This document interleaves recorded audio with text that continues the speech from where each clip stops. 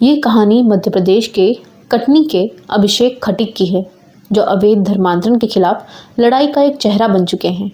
बचपन में पारिवारिक मजबूरियों के चलते अभिषेक को एक मिशनरी अनाथ आश्रम भेजा गया था, जहां उनका धर्म परिवर्तन कराकर उन्हें ईसाई बना दिया गया। 3 साल पहले राष्ट्रीय बाल अधिकार संरक्षण आयोग के अध्यक्ष प्रियांक कानूनगो ने पहल करते हुए उन्हें वहां से रेस्क्यू कराया और अवैध धर्मांतरण की FIR दर्ज करवाई। चलिए जानते हैं उन्होंने क्या कहा। देखिए, बालक हमको 3-4 साल पहले मिला था, तब ये नाबालिग था। इसको जेराल्ड अल्मेडा नाम के एक आदमी ने यहाँ अनाथ आश्रम में रख के इसका धर्म परिवर्तन किया था, इसको धोखे से ईसाई बना दिया था। ये अनुसूचित जाति का बालक है। अनुसूचित जाति के लोगों के संवैधानिक अधिकार यदि वो धर्मांतरण करते हैं तो समाप्त हो जाते हैं, उनका आरक्षण का अधिकार समाप्त हो जाता है। इस बालक को अनभिज्ञता में अनाथ आश्रम में धोखे से कन्वर्ट किया गया था।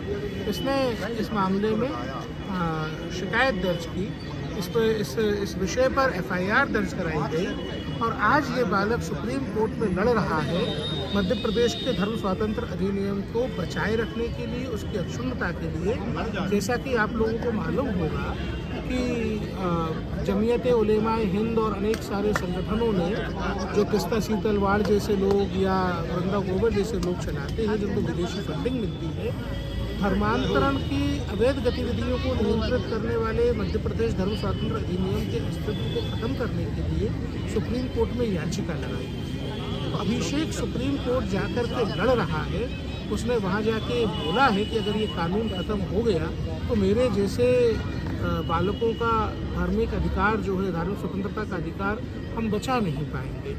अभिषेक का हौसला बढ़ाने के लिए आज मैं यहाँ पे आया। जिस तरीके देखा जाए पूरे मध्य प्रदेश और यह देखा जाए पूरे भारत देश में धर्मांतरणों के मामला लगातार बढ़ते आ रहे हैं, जिसमें आदिवासी गौड़ समाज के लोग ही फंसते, इस पर सरकार क्यों ध्यान नहीं दे पा रही है? देखिए, सरकार ने कानून बनाया है ना, अब उस कानून को बचाए रखने के लिए हमको संघर्ष करना पड़ रहा है। अवैध रूप से धर्मांतरण ना हो, इसको रोकने के लिए प्रभावी कानून है। उस कानून को सुप्रीम कोर्ट में ले जा कर के चैलेंज करना और फिर ये कहना कि कानून जो है वो लोगों की स्वतंत्रता में बाधा डाल रहा है, ये उन लोगों के कुत्सित प्रयास है जो देश की डेमोग्राफी बदल देना चाहते हैं। हम उनसे लड़ रहे हैं और यकीन मानिए कि हम जीतेंगे। आज अभिषेक अपनी मूल पहचान के साथ हिंदू पद्धति से जीवन जी रहे हैं। उन्होंने न केवल अपने अधिकारों को समझा, बल्कि सुप्रीम कोर्ट में अवैध धर्मांतरण विरोधी कानूनों को बचाने के लिए एक याचिका भी दायर की, जिसकी सुनवाई अभी चल रही है। सामाजिक संगठनों ने अभिषेक को आत्मनिर्भर बनाने के लिए एक ऑटो रिक्शा भेंट किया है, क्योंकि अनाथ आश्रम में उनकी शिक्षा या कौशल विकास पर ध्यान नहीं दिया गया था। अब अभिषेक इसी ऑटो के जरिए सम्मान के साथ अपना जीवन यापन कर रहे हैं।